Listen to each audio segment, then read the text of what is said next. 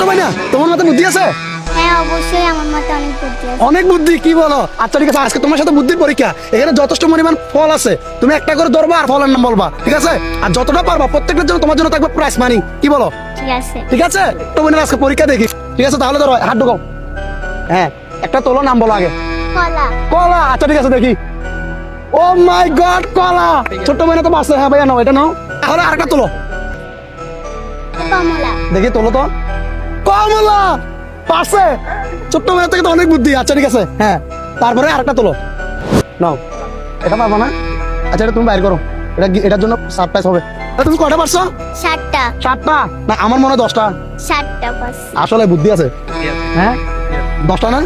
7টা। 7টা তুমি পড়ে যাবে, এদিকে আসো, আর একটু এদিকে আসো। হ্যাঁ ঠিক আছে, 7টা হলে কত টাকা পাচ্ছ তুমি? 70। 70? কি বলো? আচ্ছা ধরো, নাও।